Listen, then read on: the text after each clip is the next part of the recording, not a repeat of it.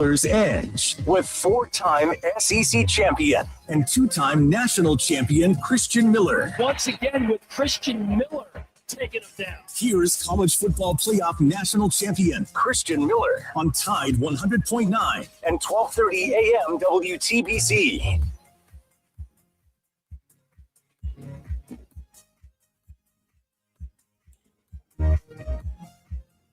And welcome into this Thursday edition, Scrimmage number 1 edition of the Miller's Edge, Tide 100.9, 1230 WTBC. You guys see it on the stream title. You guys see it on the thumbnail.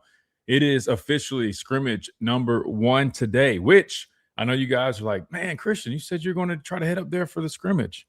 Well, I am. I'm getting ready to do that in a few short minutes. They keep throwing the schedule off, Reed, and I'm almost convinced, man. They're trying to deter Christian Miller from seeing practices in the scrimmages. They keep throwing all these changes in the schedule. I'm totally kidding. But they did actually move the scrimmage back, like, I don't know, I guess it'd be maybe like an hour and a half. It's going to start at 11:30. I got the email yesterday. Central time. Exactly. Central time. Everybody pretty much here. Yes. I was on Central time, but you're right. We have some East Coasters. So it does start here in about 20 minutes, which I'm going to leave here shortly. And yes, I will be a little, I guess, late to the scrimmage, but don't worry. You guys got to remember the first 30 minutes are stretch, indie, all that stuff. So I'll be in attendance. I know you guys. So Dwight's tagging me this morning. I hope you got to go to the scrimmage. I'm like, brother, it's 10 o'clock and then nobody's done anything. These guys haven't even put the pads on. Relax. I'll go check it out. Of course, because I'm excited to do so, but I know you guys want me to do it so bad. So we're going to do it. And thankfully we got the pastor at Payne on here early where he's going to be rolling and running the ship today alongside Reed, who is behind the glass. Of course, my dad's done radio for 25 years, and you guys know he's totally fine. Now, Reed can kind of help guide him with some of the latest things happening here in Tuscaloosa. So we'll be good, and it's going to be exciting. Of course, today is Thursday, which means we also have guests lined up. So we will have Brandon Clear joining us at 11:30. And you guys know that's always a fun conversation, especially when we got the whole crew on here. So we'll hear from Brandon Clear in about 20 minutes or so. He definitely will have his thoughts on scrimmage number 1, of course, at least the things he wants to see. And then at the top of the hour, we will be joined by our official lawyer and representation here on the show, who I'm telling you guys right now, he is the man. He has helped me, my dad, you name it, he's got you covered. So make sure you guys check them out. lamperlo-law.com is the website. Free consultation. You can go schedule that right there, quick and easy. Talk with Adam, his team, find out how they can help you, whether that's criminal defense matters. Hopefully you're not in that situation, but it happens. Academic misconduct, NIL, we know that's a big one. And or if you're Jaden Daniels and you're trying to sue your former school for giving another player your number because you feel like there's unfair treatment, maybe he needs to call Adam Lamparello. Make sure you guys do that. Plus, if you need some help with academic and career planning, high school, college, or graduate students, you name it, the list goes on. They've got you covered. And even more important, they do it at an affordable price, especially for Alabama fans. You guys heard Adam. He will take care of you. So make sure you guys check them out. Lamparello Law, Education, and Advocacy, the official representation. Jaden Daniels has given me some great ideas. I'm all about ideas, right? Fresh ideas. I like them to come from the Lord. Download them, Lord, in me. Download them in my spirit. But whoever his lawyer is, I'm like, who's wearing my number at South Carolina right now? Because you know what I mean? Because I need to get I need to get paid for that. Please. Right? Because I made that number. I made that number famous here in Columbia, South Carolina. And all I'm saying, I need to figure out, me and Adam going to figure out how I can get paid. Now, if he's terrible, for sure. Because if he's terrible and he's wearing my number, he's taking away from what I built. So that's going to be even more money. Hold on one second. Let me get something clear, man. And I'm not trying to be a hater, but we're talking about a guy that won a Heisman Trophy there. At the University of Louisiana State University, right? And I'm just saying. I mean, now that said, since you brought it up real quick, so you're trying to say he's bigger than I am? He's more famous than I am. He got more street cred than I have. Is that what you're saying? I'm not necessarily saying that, but I'm saying though. I mean, if you're talking about retiring numbers or somebody having a problem, my game. I'm not belittling anything. I'm just saying. I mean, like, winning a Heisman Trophy and. Well, yeah, they didn't win anything that year. Joe Burrow won the Heisman and went undefeated and did all those things there. But I was reading up on it. Now I did see that they only have one number that's truly retired. They've retired numbers But the only one that truly can't be worn again is the number 20. The other ones that are retired, they still are in use. So I'll be honest with you. I hate it for Jaden Daniels. Listen, let me just say this. I hate it for him because all the great stuff that he built there with his teammates. 1 year. 1 year. 1 year, yeah, he transferred from Arizona State. But 1 year, 2 years. 2 years. It don't matter. 1 or 2 years, he's still the relationships he developed. I mean, his legacy there. You're risking throwing that away just because they gave another guy your number and they promised this guy the number out of high school. Initially, they didn't give it to him. Lane Kiffin gets there. He's saying, hey, they promised the kid the number. Like, come on, man. Like, what are we doing here, bro? I think it's a bad look. I remember our good friend who you know very well, my great friend and my teammate, Sterling Sharp. His number is retired in South Carolina. The number, Dose, 2. Yep. And I remember Alshon Jeffrey, who Alabama fans, you're very familiar with Alshon Jeffrey because he's torched y'all back in 2010. Come see, you're getting off on the wrong foot, man. You hosting the show today. Come on, man. My point is he wanted to wear Sterling's number. And Sterling just said, no. Nah, bro. I don't care what you promised. I don't care what your ranking is. I don't care. You're not wearing my number. And so I get it. It means something when, especially I don't have my number retired there, but I do have my number retired 33 in high school for sure. You can't wear that number. It's done. But that's a special thing. To get your number retired, bro, I don't care what level. Listen, I'm all for it. I'm all for it. If that's something that's offered, I'm all for it. If that's what the school wants to do. But also understand, brother, we're trying to recruit good players. If we retire every number that is a popular number, 5, 9, 20. I mean, bro, at some point, people have to be able to wear it. So I don't mind what they do when they retire the number. They probably hang it up somewhere, but still maybe let guys wear it. I'm sorry, man. I just don't think it's that deep. Everybody, they got to be more meticulous.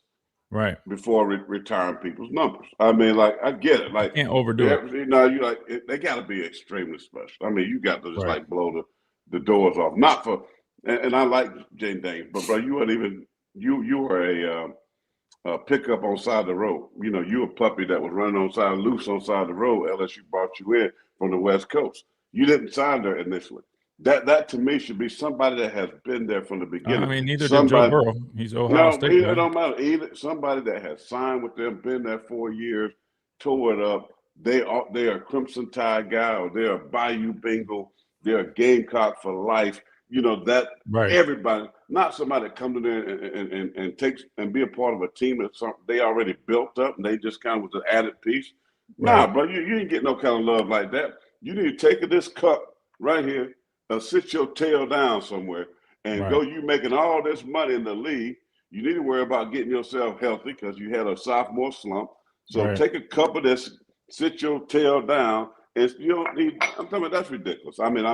That's ridiculous, man. I'm sorry. It is pointless. It's called greed. It's called greed. It is. It's selfishness, ego, and that's what I was saying. Even when it comes to just retiring numbers, if the school wants to honor you and do that, so be it. But for you to be currently playing in the National Football League and to file a cease and desist or whatever it was, a lawsuit with your former school that provided you with a lot of resources to help you get where you are currently at. Granted, he had to put all the work in. I'm not saying the school did it for him, but let's just be honest here, right? Like you said, he transferred there, and it was a mutual beneficial relationship, right? So I don't know. To me, they gave you a chance and put you on that big stage, right? Called the that SEC, he didn't have at his former school. You wouldn't have had at Arizona State, wherever you was at. So come on, bro. Stop all this fool. The guys they're greedy. You're making all this money. Move on, man. I don't like that at all. I was joking about my number, but my thing is these guys are so daggum greedy. It drives me nuts. It's bad. That's what's wrong with football today, folks. That's what's wrong with the state of college football. That's what's wrong with professional football. I agree 100%. All right, we got to hit a timeout. And when we come back, I think I got a few more minutes. I'll hang on here just to make sure everything's still rolling smoothly. Again, I will be heading up to – can I speak, man? God, Lee. God. Go get ready. Go get the brother, I will. But are you over here talking about Jaden Daniels and all that for 20 minutes? Brother, we got to talk about the scrimmage. You're going to make people leave. You got to get to talking about what the people want to hear about. Yes, they will. Trust me. They got to get your popcorn ready. We get ready to ride. Yes, we will be talking scrimmage number 1. When we come back, we'll preview some of the things that I'll be looking for when I head up there again. It starts at 11:30 That's when they start. Now they won't actually really get to scrimmage and probably till closer to 12. So I'll call in. I'll be on the phone lines. Brandon Clear will be joining us at 11:30. Adam at the top of the hour. We're going to be talking Alabama football and scrimmage number 1 all day today. And with you guys, 205-342-9904. The Pastor Payne would love to take y'all's phone calls and get y'all's thoughts on Alabama about a week through fall camp as they have their first scrimmage of training camp. Quick timeout. We come back. We keep on rolling right here. Tide 100.9, 1230 WTBC.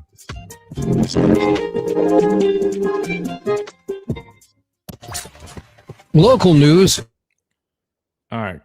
Let me see if I'm trying to see if I can give you the control so you can even but you don't know how to work the layout. I'll just do it. I'll do it remote.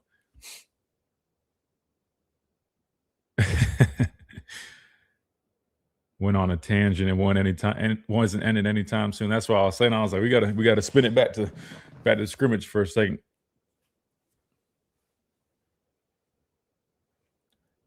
Let's see what we got here real quick. Fonzo, what's up? Dang, Fonzo's becoming one of the first ones in here, man. He's beating some of the regulars out, man. Mike, what's up? How would you feel if they came out and announced starting quarterback after the first scrimmage like last year? Number one, I don't anticipate that happening at all. Don't anticipate that happening. But how would I feel if that happened? I think it'd be very telling. I think it would be quite the contrary to what has been the current narrative through camp with things being so close. That to me would signal that things really weren't so close, even if they might have appeared that way.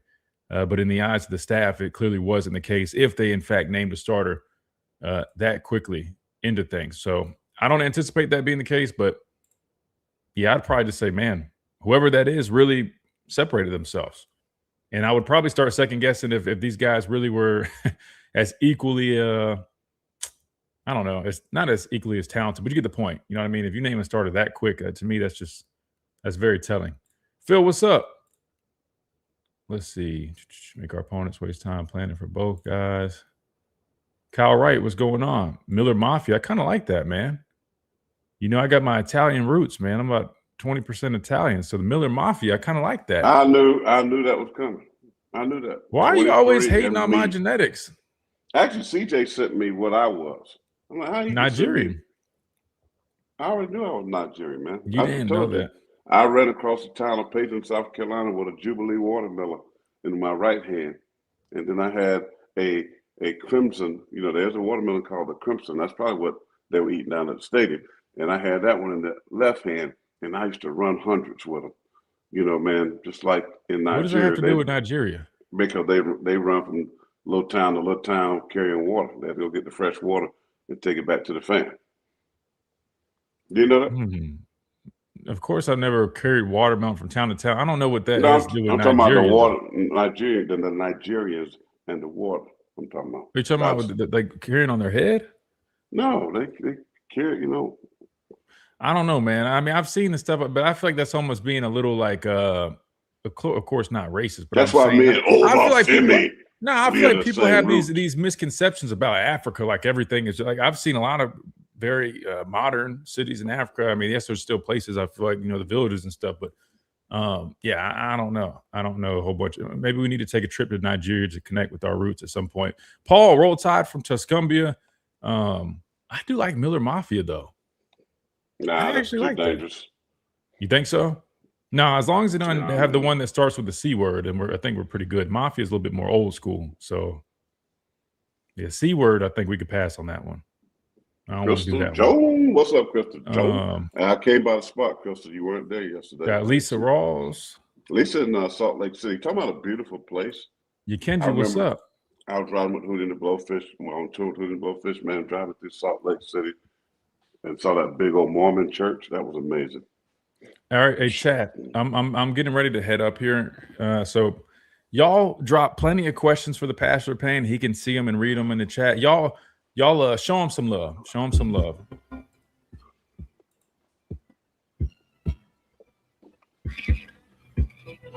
And welcome back into this Thursday edition of the Miller's Edge, Tide 100.9, 1230 WTBC. Hey, everybody in the chat likes Miller Mafia, man. So that might be the new, that y'all might have just cracked the code. We've been trying to figure out a term for our family here, man. And sounds like we kind of got one that might stick. We'll use it for a little bit and see. Christian, a Rolex wearing Miller. Hey, you got a Rolex, dog? I do not. No, I ain't got money like you, brother. I ain't got money like you. Now, somebody in the chat call you Rolex Miller. Yeah, that Masked Up Daytona always jokes about that, but I don't have a Rolex, man. Oh, more like Timex. Nah, I like to invest in real estate, but Rolex is not yet. Someday, you guys keep dropping some super chats, man. I'll get us all a Rolex. Yeah, I wear an Apple Watch. I'm an Apple Watch guy. I don't have plenty of those. Miller Mafia needs a hat. All right. That's it. Scrimmage number 1 kicks off in about 7 minutes. I'm about to leave the Lamp Brother Law Studios and head that way. We got the Pastor Payne going to be holding it down. We got Brandon Clear joining us in about 7 minutes or so. We're going to talk about that. But before I head out of here, I just wanted to drop a few things that I think for a preview, right? Like kind of what to expect or what we're looking forward to. At least this is for me, and I'll let you guys answer this as well. What do I want to see out of scrimmage number 1? Again, I'm going into it knowing that this is scrimmage number 1. It's just that. I'm not expecting a complete product. Neither should anybody else. I don't think you should expect a winner at the quarterback battle. I don't think you should expect the offensive line being completely revamped, even though we talked a great amount about how excited we are about Adrian Clem taking over that spot. What I'm really, I guess, curious to see is just how they're approaching it, right? What's the intensity like? What's the physicality like, right? Especially with the trenches. Like I said this yesterday, I want to see some good back and forth. I want to see the D-line getting some good work. Definitely want to see them getting after the quarterback. But I also want to see the offensive line. I want to see them open up some lanes, let those running backs pop. And speaking of running backs, I haven't got to see Crowell in a true 11-on-11 setting like that. You know, he was really limited during the spring, and with the practice schedule, haven't been able to hang and see those types of periods. So I want to see where he is at, right? Because a lot of people are putting a lot on the shoulders of the true freshman Crowell. So I want to see that. And, of course, the other backs, right? Because the running back room, a lot of guys have been flashing this fall camp. So I want to see it put all together. Of course, the quarterbacks, we already know that. That's going to be one of the main things that people are looking for, including myself. And then when I flip it over to the other side, linebacker play, I think, stands out a lot. I'm really excited to see Caleb Woodson, Luke Metz, and QB Reese specifically. I want to see how those guys get in there, work together, then how they work together with this defensive line that Kane Womack was just bragging about with better gap integrity, doing a much better job of being disciplined up front, allowing those backers to free flow to the football and make plays. And when they are arriving at the football, do they have violent intentions? I'm looking at all that stuff. And then last but not least, I mentioned it briefly, but seriously, pass rush, man. As a former edge rusher, man, I want to see that. Yonze, we already know he's taking that next step. My guy, Justin Hill, I want to see it. He's looked great so far during camp. I want to give Zulu a second look. Your guy, former Gamecock. I want to give us. I want to see him in some true one-on-one opportunities. I want to see that. So that's what I'm looking forward to. I'm excited about it. And about to do that shortly, fellas. Preview on scrimmage number 1. You know, listen. The bottom line is this: it is scrimmage number 1. You know, one thing I told you pre-show. I said, you know, one thing that I'm concerned, like I left Starbucks a little bit ago, man, and the temperature's supposed to feel like 110 degrees here in Columbia, South Carolina. Now, I know from being in both places that the weather patterns are pretty similar. Like, so the fact that they bumped it back a little bit, that means the temperature's going to be a little bit more warm. So I think you got to throw in another equation. And I know Alabama and Jeff Allen and that staff is phenomenal, right? And I know they're going to have guys hydrated and ready to go, but sometimes it doesn't matter how hydrated you are. When you play in this heat, man, cramping, these things become a problem. So for me, what type of condition? Now they look good, and I like to call it, you know, socks, jocks, and t-shirts, right? They look good, and they tight little shorts, and the thighs hanging out, and the arms look big, because they've been working out through the summer. Great, but what kind of conditioning are you in? And then what coaches look for too. Right, they want to get in this heat a little bit because they're looking for the guy that when they're hot, when they're feeling down, they're sore, they're tired, who can they push? Because what they see in these types of practices, can I be able to count on this guy in game time situation when they're tired, their ankle sore, you know, their back tighten up? Will they still go, or will they want to come on the sideline, get a drink of water, and go there with Jeff Allen, the trainer? So I think you pay attention to that because it's going to be warm down there in Tuscaloosa. You know, who's got that kind of fight? Because we talked about the leadership, right? This is what I mean. You know, in these types of dire straight situations, hot outside, You've been tired. Your first week of practice, now that you're going hard. Full pads. Who's going to stand up and who's going to stand out and take that leadership role. So I think that will be something that I hope guys after practice will ask that question to Kalen DeBoer, because I think that's going to be very vital for this football team, is who's going to step up and become the leader of this football team going forward. Reed, you want to chime in on that as we approach this timeout real quick? And Brandon Clear will be jumping on here. I'm going to throw him up on here, then I'm going to get out the door. What you got for us? Yeah, no, I think Pastor Corey said it great. I think also with that, it'll also show which players are giving in, right? So if I see a guy that maybe we projected-wise have him on that starting lineup, if he's coming down the line, say, toward the end of the scrimmage, is pretty much giving up, then it's like, hey, if this guy's already given in, what would stop him from giving up, third, fourth quarter? You know what I mean? Yeah, and also not just him, but really the intensity of the whole team. Like, what's kind of the morale? Because I just got out from outside and it's steaming hot, right? I'm not blaming them for it being hot, but it's where that extra push comes in. And then also I think competitiveness, right? Like, I don't want to see one side of the ball like strictly dominate, because then that's going to let me concerned, because if the pass rush is just instantly getting back there every play, then I'm concerned about the offensive line. But if the pass rush isn't getting there at all, then I'm like, okay, well, the offensive line has improved, but what's going on with the pass rush, right? And then I think with competitiveness, just I don't want to see like any fights at all, but like you want to see an edge though. You want to see a little chippiness here. I want to see like, okay, this is my man. I'm gonna beat him, right? Like, Freddie, you're my teammate, but I'm gonna beat you. Yeah. But, Reed, I'm sorry, bro. I want to see some fight. I want to see guys controlled aggression though, because I'm not gonna lie to you, because I've seen one of my teammates rip another teammate's helmet off and swing at him and literally give him a concussion. I'm not making that up. I'm not saying any names. And that was at a scrimmage, right, in Bryant-Denny Stadium. They got into it after the whistle, and it was a guy that you didn't really expect that from. Yanked the helmet off, and I think he just reacted, just swung a helmet, hit dude in the head with his own helmet, and dude was out with a concussion. So controlled violence. Listen, and somebody got to show the toughness that Alabama needs. They got to get that edge, no pun intended here. They got to get the edge back of toughness, physicality. We don't quit. We're going to wear you out. I want to see that arguing on the sideline. I want to see things that they used to do, man. That tells me that the game means something. It means more than your Gucci bag or your Louis Vuitton roller going to the airport with your gold chain and your gold mouth. No, I want to see guys, it means something. And when they're arguing and fighting on the sideline amongst each other, control, that tells me that they care. That tells me that they care. So, listen, you got to get out of here, bro. I'm waiting for you to finish, and I'm out the door. Well, all right, we got to hit this timeout. When we come back, hopefully Brandon Clear will be jumping on here any minute now, so I can throw him on the screen before I do get out the door.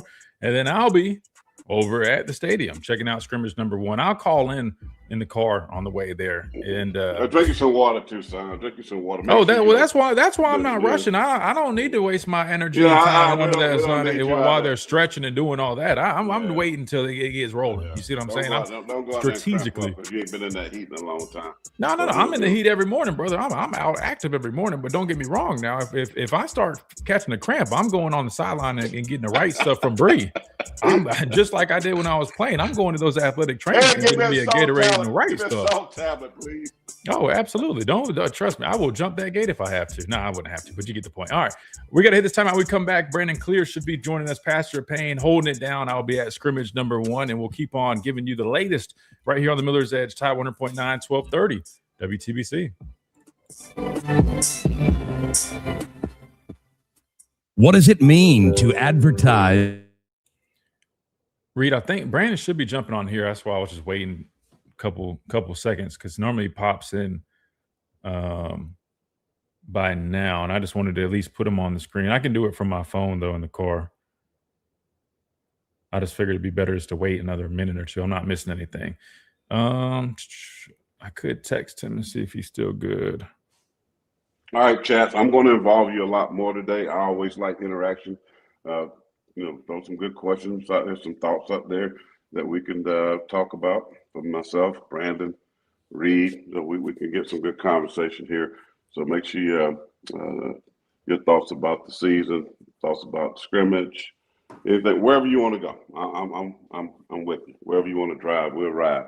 So make sure you load up some questions in the chat because I can see them here on my screen. And so, Do you want any clips or anything while you? Nah, because then I'm gonna have to keep. Nah, I don't want that. We just talking. Yeah, I know. Listen, the chat likes that kind of stuff, but I'll just let you rock. All right, so I'll go ahead and move myself.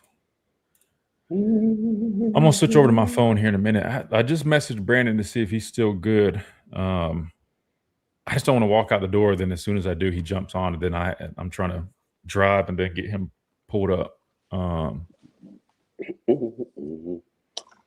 Just sneak some video and put it up.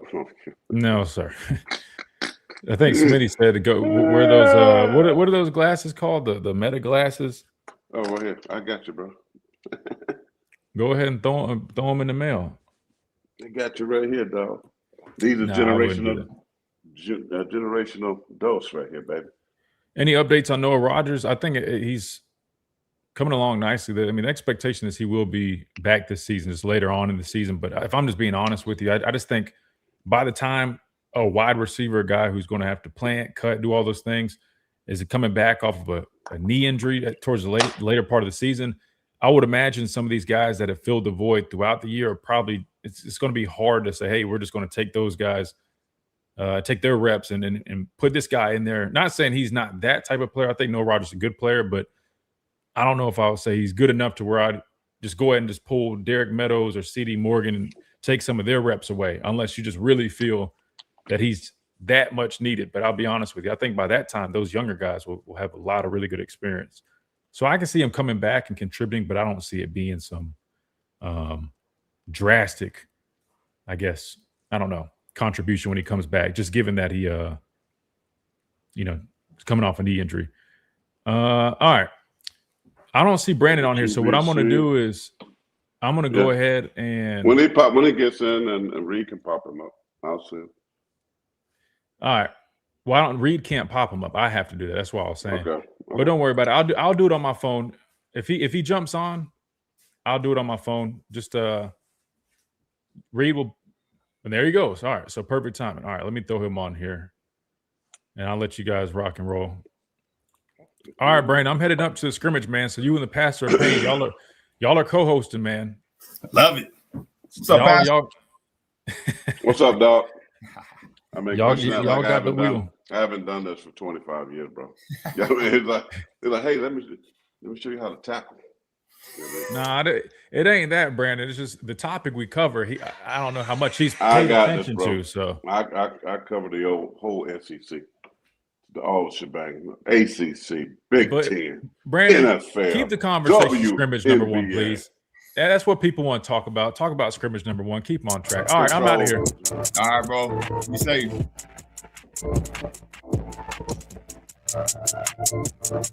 And it's a Thursday edition of the Miller's Edge right here on Tide 100.9, 1230 WTBC. Corey Miller, the pastor of Payne, hanging out with you. Christian Miller is now on his way over to Bryant-Denny to cover the scrimmage. This is the first scrimmage of the season, so a lot of questions they've been asked, and a lot of things people want to see. So won't know about it today, but tomorrow Christian will be able to give you a good update on what he is seeing. So we'll get into that. But until then, we're going to keep rocking and rolling right here on the Tide.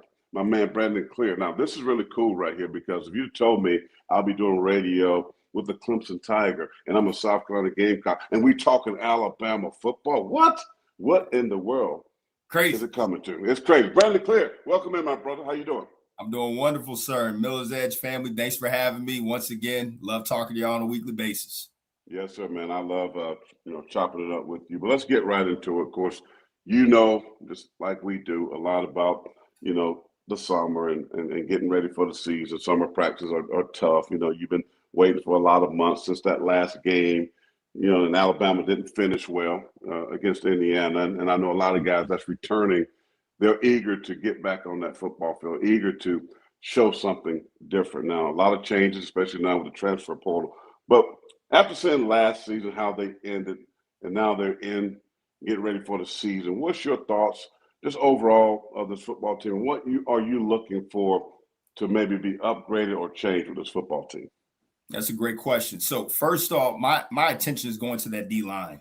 I want to see what the length and size, what that does in as far as stopping the run. But the aggression is something that was missing last year. And look, James Smith had that. I give him a lot of credit, but it wasn't controlled. I want to see guys that, we call nut tappers. Those people, man, a little dirty. Defensive tackles that have an edge to them. They're able to go ahead and make sure they're using technique, but it's in a controlled way. That's why I think Stephen Boonewa has potential to be a great player because he has power, speed, and also, again, he's molding into something I can see being benefit to really causing havoc from the D tackle position. So that D line is something that really has to be there. Devin Tompkins, I want to see what he looks like in a scrimmage. They said he's been dominating in practice. Our O-line is another, I think Christian's going to probably look at the O-line heavily because they're trying to figure out exactly who that starting five is going to be. And they had Racing, basically etched in stone at one point saying he was going to be starting center. And now Waldrop is taking a step further to be able to compete, and he's getting starting reps. So a lot of that first scrimmage is a little bit nerve-wracking for some of these people, man, because it's their first time putting it all together, and some folks shine in practice, but when they get on the game, feel vibe of a practice like a scrimmage, it changes. And so some people don't necessarily step up to the challenge, and it'll be a great opportunity to see how those groups, to me, that are again unknowns in some ways, how are they growing, how are they impacting, how are they making sure they're going to be ready and prepared for the season. Quarterback competition is, to me, open, and I don't think you can go wrong either way, and a lot of the attention is going to be there. But up front is where it starts on both sides. So I think that a lot of people need to go ahead and make sure they've got focus on those offensive and defensive linemen. Yeah, no doubt about it. And we talked ad nauseum about that, and I talked a lot about that yesterday. For me, it is about the trenches on both sides of the football because something that has been Alabama spinach, like it is to Popeye, right? The things that made them pop was their offensive and their defensive lines. They had the ability to close games out, right? They didn't have to blow people out, but when they got into those conference games and winning by 7, winning by 3, they get the ball, 4-minute offense, which you know a lot about. We're going to line up, we're going to knock guys off the ball, we're going to just continue to get first downs and run the clock. That disappeared. Defensive line, not being able to get off the football field. Coach Womack talked about that the other day. That's one of the problems defensively. They did a lot of good things, but one of the bad things that they did was not being able to get off the football field. So that is a problem. But when you talk about the back end of the defense, let's stay over there for right now. The linebackers may be an issue there too. Got a lot of new guys that have to step up and play as far as the inside. Secondary, you got a lot of dudes back there, right? But can this team take that next step? He talked to Coach Saban. They're going to play a little bit more man. They couldn't do it last year, but I think it was because of personnel. They didn't have the right personnel. But when you look at the back end of this defense, do they have enough to take that next step? So I think they do. And one of the things they have a good problem at is they got the depth. This is going to sound a little controversial, but I'm going to go ahead and say it because I feel like it's something that needs to be said.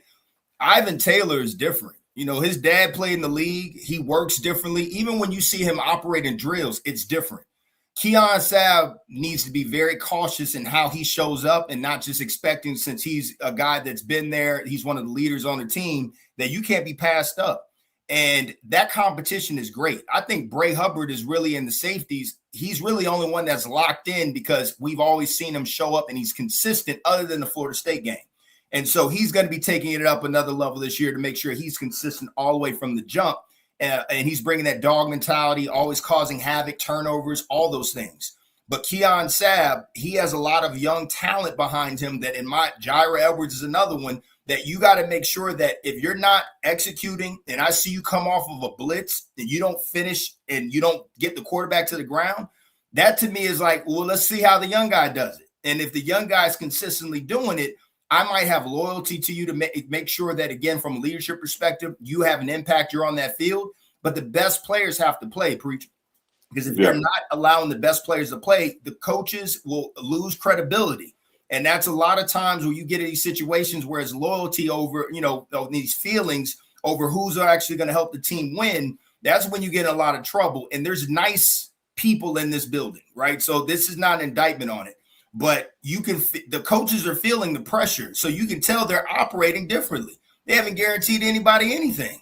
And so as you start seeing how these players adapt to it, man, look, Dijon Lee, I want to see more press coverage. And I think, Christian was talking about this. He said, hey, man, we got the athletes. We need to be able to go ahead and create an opportunity for the D-line and the linebackers to get after it. We got to play press man. All this bail technique is great, and the zone schemes are great because, that is, in turn will create some turnovers, and it complicates it in the mind of the quarterback. But I want to see these guys on an island play press man. You got Zabian over there. I think he's a first-round pick, in my opinion, because he has a lot of technique. He's got size, and he's been developing and improving year to year. So now he just has to put it all together and make sure that he's always showing up and just being that dominant force that he can be. So this defensive backfield, man, is going to really help. I think this D-line is going to benefit from it, but the coaches have to trust that defensive back can actually handle the one-on-one man coverage and just get out of zone, because that'll create opportunities to get after the quarterback. When I heard Coach Womack mention that, that they wanted to do more of that last year, and then after talking to Coach Saban, I looked at it and I know one thing, right? I know pass rush, pass coverage goes hand in hand. And though you have, traveling corners, guys that can go with anybody on the offensive side, although you have safeties that can get downhill or can cover in the slot, and I think Alabama has those types of guys, but the pass rush was so weak. And if you don't have guys that can get to the QB and make him get rid of the football, I don't care how good you're on the back end, they're going to look bad. So I think they refrained from that and said, you know what, we got the bail, like you talked about the bail technique. We got to play more zone. We got to do more of that, because right now we just don't have the dudes up front. And that's what I'm looking forward to hearing about today is, do they have some dudes up there that can get after the quarterback? Because if they do, I think Alabama has one of the best secondaries in all of the SEC. I think they can compete with anybody. Those guys will start for anybody. But up front, man, it's much to be desired. If we're honest, they just don't have those types of dudes, at least last season. So we'll see, because if they do, and they said they're bigger, they're leaner, they're faster up front. So we'll see if they can get pressure. And I don't know if we can see that from our guys right now, because the offensive line we're going to talk about after the break, is going to be another question. So even if the D-line comes out there, and flash, does that really mean we feel good about it right now? Or do we have to wait till the real bullets start in regular season? But hold that thought. We're going to hit a quick timeout. It's 11:45 there in Tuscaloosa. It's 12:45 right here in the metro city of Columbia, about 100 degrees. But I'm in the AC. We're going to keep talking about Alabama and this scrimmage that's happening in about 30 minutes. What do they need to do? What we're looking for them to do. We'll talk about that and more right here on the Tide 100.9, 1230 WTBC. We'll take a break. We'll come right back. Great job. Not skipping a beat. He learned from the best. Do you have cracks or potholes that are? Nah, Christian, he controls, man. Nah, man, that was smooth. I was like, he's been doing this for a while. Yeah, I'll tell him, man. I taught him how to do it. I was running this show in the first 2 years. I'm like, dude, I taught you how to run the seat. So he forgot. But, he know I'll say something crazy, so he gets a little nervous. You did good. That was really good. Yeah, I'm rusty, but I throw him out. Can't tell one bicycle. We're gonna ride the bicycle. No, you did a really good job. No, hey, Pastor, I want to get your take on something. I don't know if you've seen the practice clips. One of them had the defensive line going through the drill. So there's, they have like the little octagon-looking cones or the ladder, octagon ladder. Yeah. And it's really about the punch and pop and making sure that you're able to get your feet to match your hands. And then they come out and then, Freddie Roach is at the end. He's got the little pads on his hand and jutting out like a tackle or a guard, but just shoot the hands and you got to use your hands to get out. Quick swipe. Mm-hmm. Swipe. Mm-hmm. One of the issues that I have, this is not Alabama. This is a lot of places. These kids don't know how to practice. So when you see someone look, Aaron Donald is an anomaly, but watch him practice. Even when he's doing cone work, drills, anything, it's full speed but control. And he's always constantly thinking about what's my next move. When I watch these kids, it's almost like they're learning it. I got that part. But do your speed, go through it, keep your eyes up and know the intended purpose of a drill. And I'm not seeing it from some of these people. And I'm like, bro, if you're not doing it now, how are you going to do it in the game? You got this has to translate. So I want to get your take on it. You've been around some of the greats, man. You played, LT. Just come on now. What were his practice habits like, and how is that, again, translated to the field? Was he just a physical marvel, and he could show up? It didn't matter if he was practicing or not. He was going to do what he's going to do. Yeah, man. LT, bro, it was a – B, when you have a guy, man, and you just like, man, he don't look good in the weight room. He's not strong in the weight room. He don't want to be in the weight room. But when he's on the field, it's natural. LT was that, right? LT could probably lift 300 pounds on a bench press. Right? He wasn't squatting no weights. Herschel Walker was my teammate. Herschel Walker never even worked out. He did push-ups and sit-ups. I tried to do that regimen with him, and I couldn't do it. They were just natural and athletic. LT just showed up one-on-ones, bro. We weren't working technique. We weren't working counter moves. We never really – I got taught from him. Because of LT, I got my first NFL sack against the Washington Redskins against Joe Jacoby, right? And I'm just trying to speed him, and I'm just getting so close, bro. I'm getting that edge. I'm leaning. I'm reaching. I'm touching the quarterback. And he said, man, bro, give him the Geritol move. And I'm like, what's the Geritol move? He said, instead of jetting up off at snap, come off slow. And you're going to hit him inside, because what you got to do is make Joe Jacoby set his feet. And then when he sets his feet, you swipe and rip. Now you can get that corner. Now you're at the quarterback's level and you're flat. Boom. And, bro, that next play, I came off slow. I hit him hard inside. He set his feet because he was expecting speed. I swiped, ripped, got up under that pad, bro. Knockout, sack, fumble. Matter of fact, the picture's up on the wall. Oh. Matter of fact, let me move. There it is right there. Oh, man. There it is right there. There's a painting right there. A That's sack fumble. crazy. And so these guys knew how to do this stuff, but I hear what you're saying. When you practice certain things, you can't do it in practice. It's not going to translate on the football field, because pass rushing is an art, and you have to just know what you're doing. All right, here we go.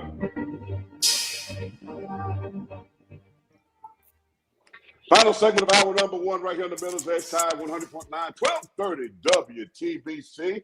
The Pastor Payne has the keys today. Can you believe my son, Little Miller, let me drive his ride? Well, he did, and we're going to ride real smooth. And, man, I'm riding with my boy on the passenger side, Brandon Clear, former Clemson wide receiver. Now he's just an entrepreneur, looking great.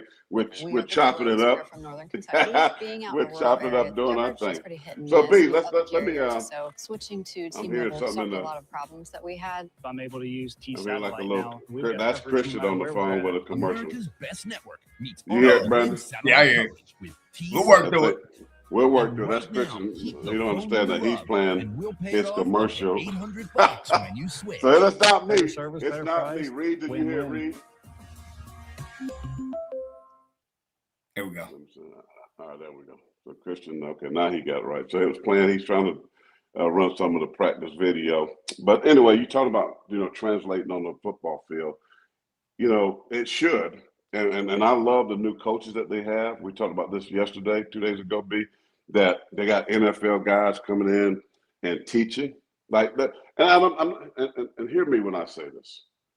There's guys that didn't play the game that can coach football, okay? And I don't want to be that dude. But you know as well as I do, B, that when you got a dude that's been in those moments, that's been in those dire situations and having to come up with a big catch or having to come up with a big sack or understanding moments, nobody can teach that better than guys that's been there, right? And they have that. And I think this is going to translate for this football team, especially on the offensive line, which is a big question mark, especially when we'll talk quarterbacks in a minute, but if your offensive line ain't right, bro, I don't care who you put back there. Not gonna matter. Coach Clem, hey, he's a mild-mannered guy, but he's real.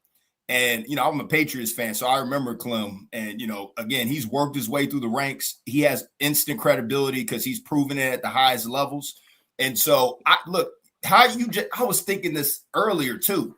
I was like, man, I really wish they had reached out to T.O. just to bring him on staff to work with the receivers. Not an indictment on Derek Nix. He's a great coach. He's a great recruiter. But it's different. There's a reason why. And look, this is not comparing. It's apples to oranges. Ohio State has embedded their entire program with pros. Ryan Day knows it, right? You know, Matt Patricia coming in, he knows the game, but he also understands what it takes to get to the next level. So when he's giving them things, he's having them run certain schemes, they already having an NFL mindset.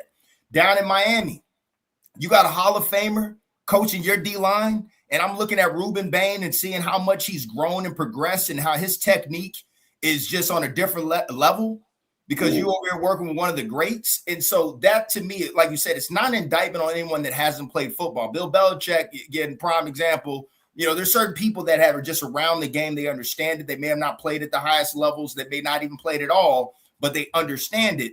But having someone that's been through the fire and able to work with the person and showing them, hey, these are things I've been through. I've been right there where you've been at, but on another level, the guys will soak in, like they'll sponge it and they'll soak it in. They'll make sure that they're implementing those things. So I agree with you. I was even open. He would even go more heavy on bringing on former either Bama players that played in the league or just NFL, you know, former NFL players, just so those guys could just be around those types of individuals and been operating at those levels so they can really start to learn what it takes to be great. And that's something I think a lot of people just take for granted because you just, again, at Clemson, you know, Coach Sweeney was my receivers coach, and Coach Sweeney was a successful player at Alabama. He walked on, but he was a key contributor. He did a lot of good things. But if my receiver coach had been Brian Hartline, we would be having a different conversation. He has first round pick, you know what I mean? Like that guy was a dog, right. And he played at his alma mater. So that's just kind of how I take it. And I agree with you wholeheartedly, man. A lot of these people have great institutional knowledge, but there's something that, you know, if Pastor, you working with the D-line, man, or linebackers, it's going to be different. And get that energy that just takes to just get that one little bit out of the person that they can't even see. You have that instant credibility. Even how you describe that technique and how you learned from LT and how it transferred. Those players may not have that information and be around and seeing exactly how it was done for someone that did it. So it's just different, man. I respect players. I respect coaches. I respect people that have been a part of the game, but it is different when you're working with former NFL pros and they have this instant credibility and the ones that know what they're talking about. It enhances all facets of the game. So Ohio State has learned it. Miami's doing it, and some other places are doing it as well. Well, so, your old school is doing it. Matter of fact, Georgia Tech is doing it. I think they just hired DeAndre Hopkins from the NFL, right, to work with their wide receivers. Clemson just brought in another former player that played in the league, that played there to help. Now, even if you don't get them a true position role, if, like you just said, if they are around, they can talk to these guys in the weight room, in the dining hall, in the dining room, wherever. They got time to spend and do some teaching when coaches can't do teaching. I know we kind of get close to the top of the hour, but I do want to hear your thoughts on the QB position because that is the million-dollar question. Who's going to be that guy? I said yesterday, I thought it was going to not be the rookie, the freshman, the young guy. I don't see that happening. I think Banks going to be the quarterback. I really do. What's your thoughts? Man, okay, so you're an outlier. I always say if all things are equal, I go with the younger talent. But you have that's just me. But you have one thing that is a trump card here is Mac has been in this system for nearly 4 years. So he's going to know how to call out protections. Yeah, it's just I agree with you. It's just something Keelan Russell's not going to be operating at a PhD level in this offense. It's just not going to happen. So he has to make up for it with some just natural abilities. So during the scrimmage, the coaches are going to want to see two things. No turnovers. Number one, don't turn the ball over. And number two, a free understanding of where your protections are at, where your scheme is going, and calling plays and getting the attention of all players in respect of the players in the huddle. Those are things that coaches look for. And you win the games from the quarterback position when you have a cool, calm, collected person back there that knows the hell they're talking about. So you might be right, man. Now, listen, the reason why I said Austin Mack is because I said yesterday he's been around. He knows the system, and though not played entirely a whole football game, knows it, but I just feel good about it. And I like what I saw, the little bit I saw in the last game against Indiana. I did when he had to come in there when Ty Simpson went out. He was poised. He didn't seem worried, scared, during headlights. He didn't have that look. So I do like that. And I think, Keelan Russell is a guy that's, I said yesterday, that his upside is tremendous, but I don't think he starts the season. I don't know if he's getting paid and he's going to transfer. No, he's not, because it's going to be his job very soon. But I think you start the season with I'll take experience, though limited experience. I take that over talent. And I will never fight you on that, which for me, I typically lean that direction. But at quarterback, I'm like, Bryce Young was just an anomaly just because he was like a computer. I don't know if Keelan is there because I just don't know enough. I haven't heard enough there. But everyone knew that Bryce, the only reason why he wasn't playing when Mac was there, because Mac was a guy that had been in the system, knew what he was doing. And it was just, there was not enough there for Bryce to be considered, day one starter. So we might run into a similar issue, or not issue, a similar situation here where Mac is just like you said, he's been here, he's done that, he knows what's going on, and that guy balls out in a year, and he may have a different trajectory where he might leave after a year and go pro. I don't know. I wouldn't do it, but customizes your car. It's an opportunity, man. That's great, but can you ask? Yeah, I think Christian again is on there with his commercials. I don't know what he's trying to control the show from trying to sabotage you, man. Yeah, well, we got Adam Lamparello coming up after you, so he's trying to make sure he gets on the set. But Rita, we up against the 12:59. I guess we are, so we got to hit the top of the hour break. Brandon Cliff, former Clemson wide receiver. He is an entrepreneur. He's an amazing brother. Love chopping up with you, man. Blessings to you. Appreciate your time. Always, Pastor. Appreciate you, man. I'll talk to you later. Mills Edge family, thank you. Yes, sir, brother. That's Brandon Cliff, former Clemson wide receiver. We'll hit the top of the hour break. We come back. Adam Lamparello. If you need a lawyer, well, he is the guy. His law firm, they're getting it done. We'll speak with him because we're going to talk a little bit about what Jaden Daniels is doing, get his thoughts on that. Plus, we'll get his thoughts on today's scrimmage. I just come in trying to be the same person every day. That was one of my goals coming in here. This next season, just trying to be the same person every day, give 110% effort, and just keep getting better day in and day out. That's how I attack every practice, every day, every lift, every run, everything like that. So I'll get it out. Kind of awesome. Hey, Corey, how you doing? WTBP Tuscaloosa and W265CG Tuscaloosa, the Town Square Media Station. Tide 100.9 and streaming on the Tide 100.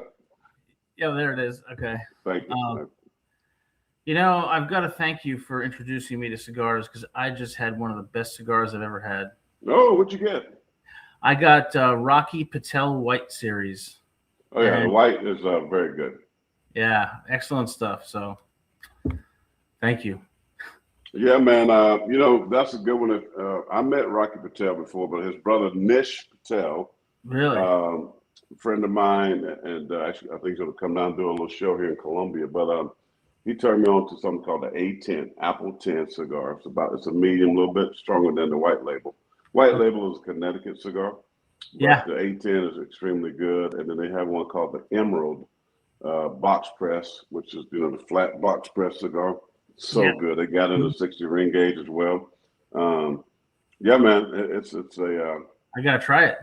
Yeah, you gotta try that. So I have to text it to you and check it out. We'll talk about Jaden Daniels and this whole thing about the NIL.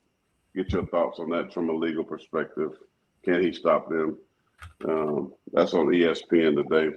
But then we'll get into just your thoughts, what you're looking forward to seeing, what you want to come out of these scrimmages. So we'll talk Alabama. Christian won't need to stay heavy there. But first, we'll talk Jaden Daniels. Sounds good. Let's see here. I got it pulled up right here, I think. Yeah, so he sends cease and desist to LSU. What is he saying? He can't wear his jersey? He's saying that his attorney that he can no longer use his name, image, and likeness, according to an August 5th letter. Verge Osbury. Right. He says they can't use his name, image, or likeness in NIL. They can't make any money off of him. Because they gave the jersey number to another player. Oh, how interesting. I definitely have an opinion on that. Yeah, so we'll hit that. Okay. We'll hit that early. What's up, chat? The A10. Crystal knows about the A10. There she goes. Cheers, chat. The A10 Bourbon.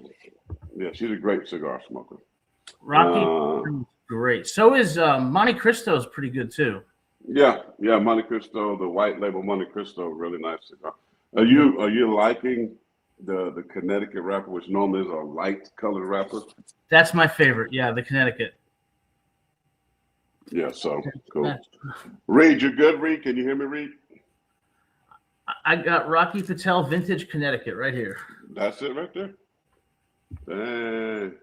You get that done, bro. Chris hasn't texted me yet, so I guess we're doing okay. Oh, man. Well, yeah, Jaden Daniels, what a story that is. What a surprising story. Yeah. But, I definitely have an opinion on that for sure. Okay. So we should be good to go here in a minute. So we'll start with that one, and then we'll get to some football. Okay. Preseason games tonight, too. Maybe we'll end up with that a little bit. I got this one right here. So I brought this in the house. Oh, nice. This is a good smoke. You see this one? This is a good smoke. What is it? Is it Rocky Patel? Oh, no. No, it's called Nika Rustica. Oh, maybe I'll look that up. Nika Rustica. Come on. Hold on. I'll get one lighter.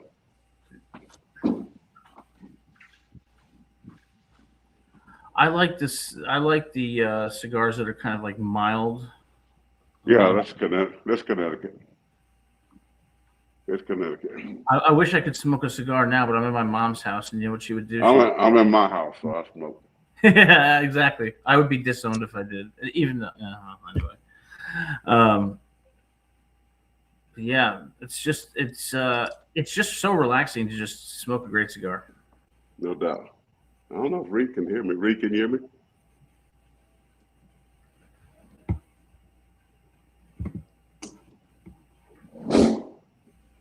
Unbelievable. I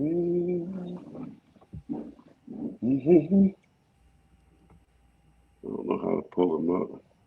WTBC.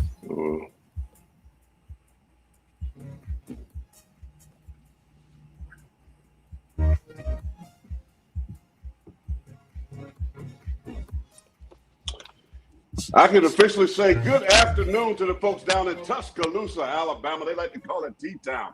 For those that don't know, that means Title Town, and they're hoping to get back to that name, Title Town. This is the Miller's Edge. I'm Corey Miller, the pastor of Payne, driving the wheels. Christian Miller at the scrimmage as we speak.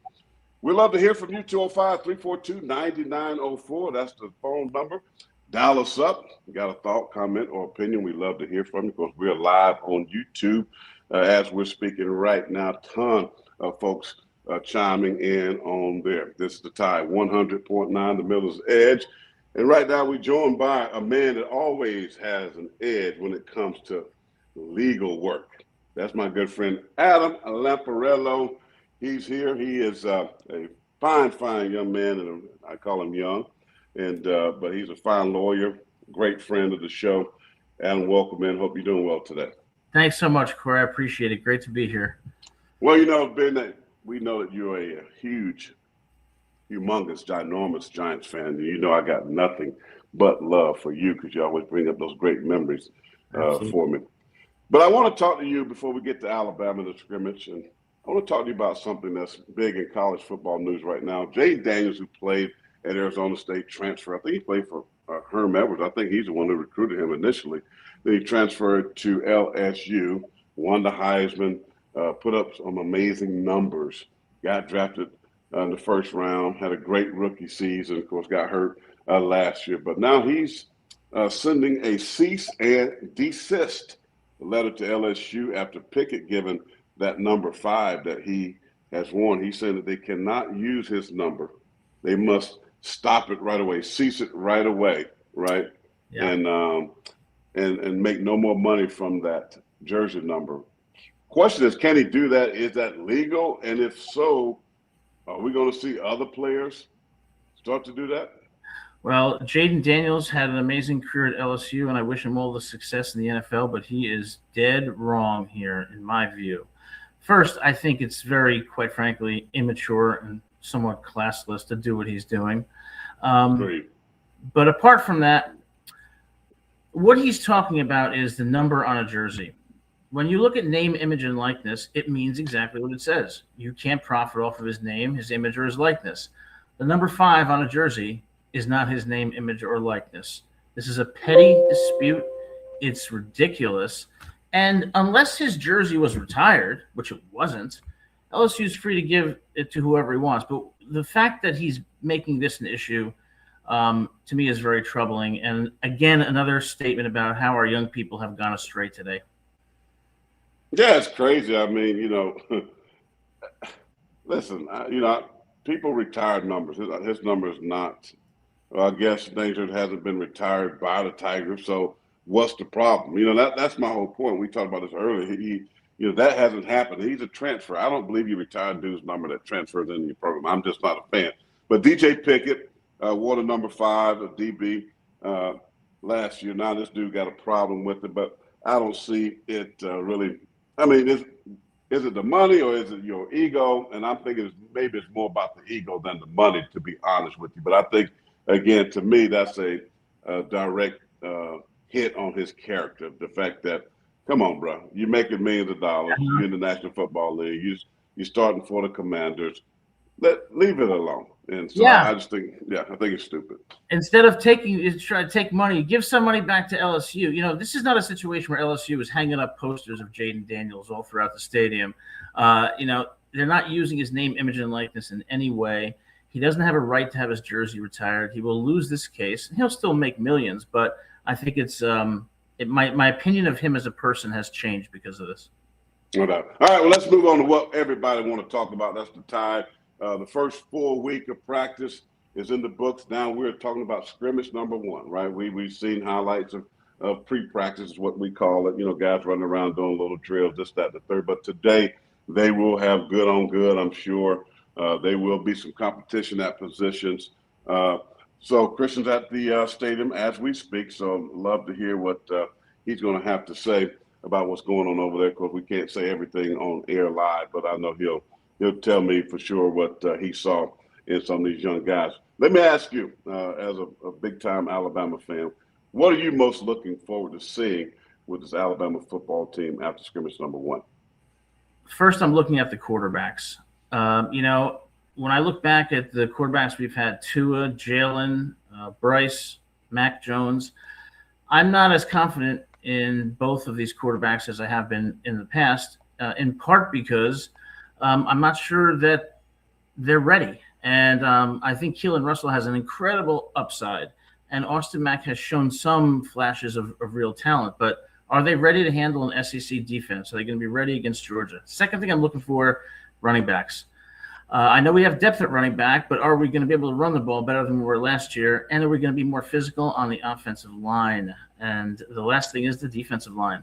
I want to see more physicality in the trenches. And that, I think, is going to make the difference in what will be some very close games this year. Yeah, no doubt about it. I think, that's everybody's sentiment. We just had Brandon Clear, former Clemson wide receiver, on with us. Same thing. Trenches was the number one thing. What's going to happen in the trench? Are they going to be more physical? Are they going to make people quit? Can they get first downs on those 3rd and 2s? Can they stop people when it's 3rd and 1 to get off the football field? And I think they're allowing people, Adam, at the scrimmage today. Of course, people are going to be tweeting, and I got people and I'm just seeing stuff that said the defense looks very good, fast, aggressive, flying around. Right now, the offense is struggling. This is not from Christian. This is the people that's posting stuff that probably shouldn't be.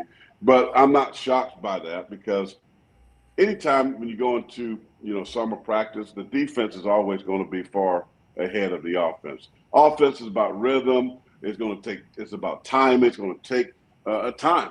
Guys got to get used to playing with one another. Whereas defensively, you can line up guys and be like, give me 11 guys that can run, and I'm going to be doing some stunting, some blitzing, some zone dogs. I'm going to give that offensive line some trouble, which I expect them to struggle today. And it seems like that's probably what's going on right now. But if this offensive line can't get it right, you got 2 highly talented quarterbacks in Austin Mack and Keelan Russell. I think Mack's going to be the quarterback to start the season. But I think it's still based on this offensive line, if they're good enough to protect whomever's behind the center. Yeah, if they don't protect, it's not really going to matter, in my opinion, who's under center. I think Mack is going to be the starter. I'm not sure if Mack is going to stay the starter for the entire season, though. I think Keelan is probably has the higher potential, but I think Mac at this point probably doesn't. He doesn't risk the same level of turnover. I think he's going to manage the offense better at this point, but I don't think he's going to be. It's going to be a competition throughout, and if Mac falters, I think Keelan's going to come in. But I'll go back to those New York Giants in the early '90s, mid '90s. Those defenses were physical. I was there in the freezing cold weather. It was like 20 degrees against the physical and tough. I want to see that from Alabama because the Indiana game and the Georgia SEC championship left a horrible taste in my mouth, Yeah, well, I said this, Adam, a couple of days ago that last game is the memory that you have. No matter how many good things you have done, it's that last game that everybody remembers.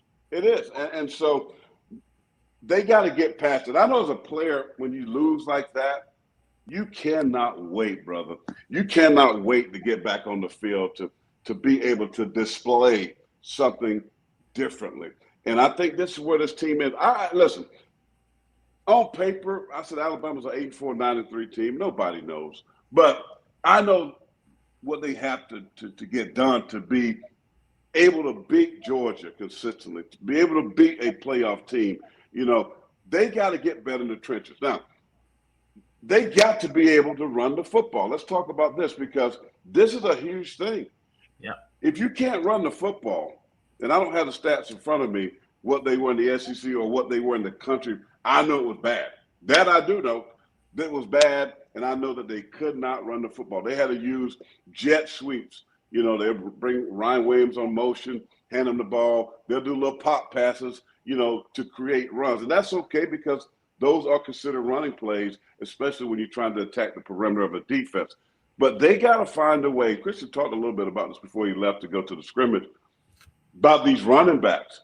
They have capable players back there. Yeah. But they got to be able to run the football. Now, here's the other thing before I let you speak on this, Adam.